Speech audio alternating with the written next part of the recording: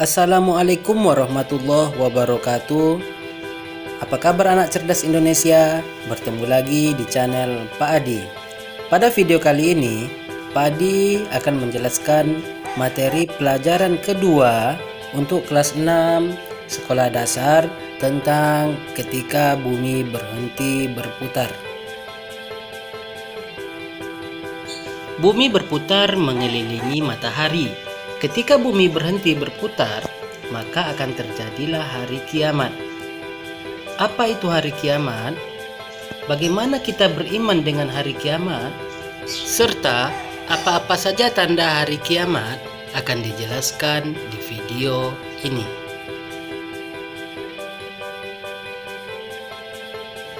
Pertama, pengertian beriman kepada hari kiamat.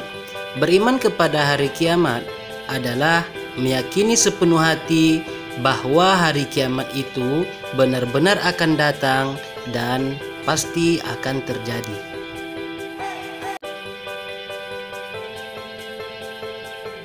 Pengertian hari kiamat adalah peristiwa hancurnya seluruh alam semesta beserta isinya, semua makhluk ciptaan Allah seperti manusia, hewan, jin, iblis, malaikat, dan alam seisinya akan binasa. Setelah semua makhluk binasa, maka Allah Subhanahu wa Ta'ala memerintahkan malaikat Israfil untuk meniup trompet sangkakala yang kedua kalinya untuk membangkitkan manusia yang telah mati. Mulai dari manusia yang pertama, Nabi Adam alaihissalam, hingga manusia yang terakhir mati saat hari kiamat tiba. Semuanya akan melaksanakan penimbangan amal di hari pembalasan.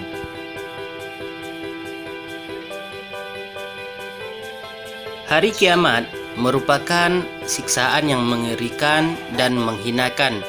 Julukan hari kiamat di dalam Al-Quran antara lain Qiyamah, Haqqah, Ghosyiyah, Waqi'ah, dan lain sebagainya. Banyak ayat Al-Quran yang menjelaskan tentang hari kiamat seperti surat Al-Qari'ah, Al-Zalzalah, Al-Waqi'ah, dan lain sebagainya.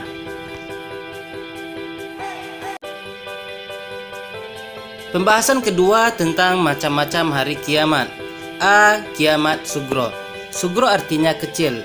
Kiamat Sugro adalah hancurnya sebagian alam semesta, alam di sekitar manusia. Suatu tanda berakhir sebuah kehidupan dari sebagian makhluk hidup, baik secara individu maupun secara kelompok. Di antara contoh kiamat sugro adalah seperti banjir, gempa bumi, kematian, gunung meletus, dan lain sebagainya. Tanda-tanda kiamat sugro adalah 1. Ajaran Islam kurang diperhatikan. 2. Semakin berkurang jumlah ulama dan banyak orang bodoh mengaku menjadi ulama, mereka menyesatkan. Yang ketiga, perzinahan merajalela. Yang keempat, mabuk-mabukan. Yang kelima, jumlah perempuan lebih banyak dibandingkan jumlah laki-laki. Perempuan berpenampilan seperti laki-laki, atau begitu juga sebaliknya, laki-laki berpenampilan seperti perempuan. Yang keenam, saling berlomba untuk memperkaya diri meskipun diperoleh dari cara yang tidak halal. Yang ketujuh, orang tua diperlakukan semena-mena seolah mereka adalah budak dari anaknya. Yang kedelapan, fitnah merajalela. Yang kesembilan, sering terjadi bencana alam, pembunuhan, dan peperangan. Yang ke-10, banyaknya masjid yang mewah namun jemaahnya sangatlah sedikit.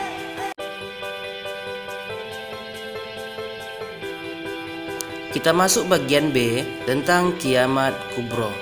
Kubro artinya besar. Pengertian kiamat kubro adalah berakhirnya seluruh alam semesta, kehidupan makhluk yang ada di dunia ini secara merata. Kita tidak dapat memprediksi kapan terjadinya kiamat kubro. Bahkan para rasul dan malaikat pun tidak ada yang diberitahu secara pasti kapan terjadinya hari kiamat. Adapun tanda-tanda kiamat kubro adalah sebagai berikut. 1. Waktu berputar semakin cepat. 2. Matahari terbit sebelah barat. Yang ketiga, keluarnya Dajjal. Yang keempat, datangnya Ya'juj dan Ma'juj, yaitu segolong manusia yang memiliki kekuatan besar dan berfikiran sesat. Yang kelima, datangnya Imam Mahdi. Yang keenam, turunnya Nabi Isa alaihissalam. Yang ketujuh, hilangnya Al-Quran dan mushaf dari hati manusia. 8. Munculnya binatang melata di bumi, disebut dengan Dabbatul Ard. 9. Terjadinya 3 gerhana di 3 tempat, yaitu di timur, barat, dan Jazirah Arab. 10. Keluarnya api di kota Yaman yang menghalau manusia ke tempat penggiringan. 11. Adanya tiupan sangkakala dari malaikat Israfil. 12. Terbelahnya bulan. 13. Melimpahnya harta benda yang dimiliki manusia. Dan yang terakhir ke-14, terjadinya perang besar antara umat muslim dan kaum Yahudi.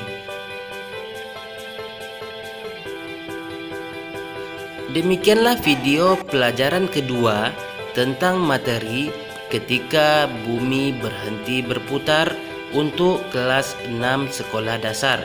Ini adalah video part 1. Adapun part 2 nanti akan kita bahas tentang nama-nama lain hari kiamat dan hikmah beriman kepada hari kiamat. Assalamualaikum warahmatullahi wabarakatuh.